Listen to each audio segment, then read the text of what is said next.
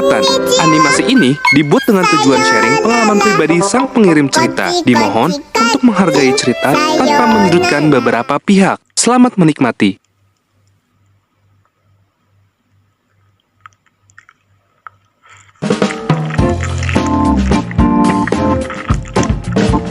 Halo penonton setia GPC, pasti kalian kangen kan sama asupan cerita horor dari kita? Oke, biar asik ceritanya, kita kenalan dulu ya. Kenalin, nama gue Diana. Sekarang gue udah 23 tahun, dan gue akan menceritakan kisah horor yang gue alamin 2 tahun lalu. Kalau boleh jujur, kisah ini bagi gue sangat personal, makanya masih nempel banget tuh sampai sekarang.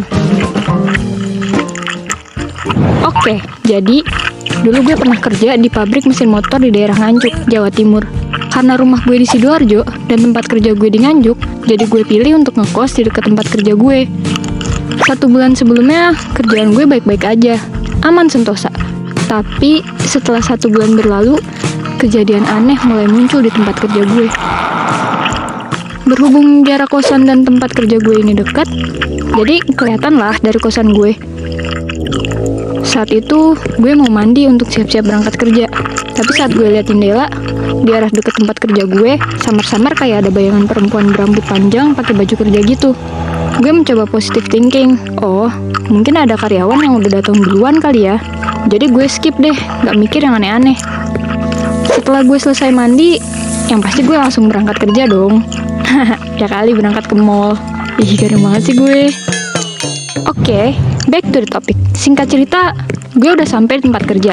Tapi kok sepi banget ya? Bener-bener gak ada orang. Dan gue mau telepon temen deket gue yang bernama Lia. Lia, ini kok tempat kerja sepi banget sih? Lu gak kerja? Tanya gue dengan penasaran. Si Lia jawab, loh, kan ini hari libur. Hah, iya? Jawab gue dengan kaget. Lah, terus yang tadi gue lihat siapa? Terus si Lia nyaut, nah, sekarang juga lu balik ke kosan.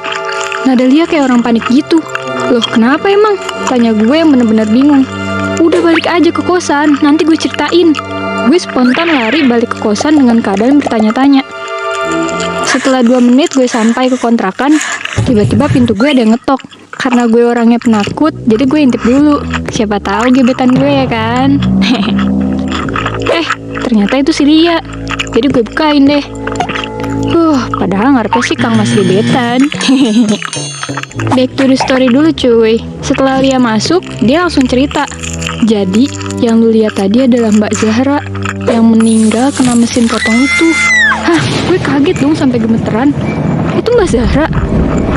Dia megang tangan gue kenceng, seolah meyakinkan sambil ngomong, iya Diana, itu Mbak Zahra. Dia berusaha meyakinkan gue. Setelah kejadian itu, gue gak bisa tidur dengan tenang. Ya mikirin utang lah, ya jadi takut karena kejadian itulah. Gue semrawut deh.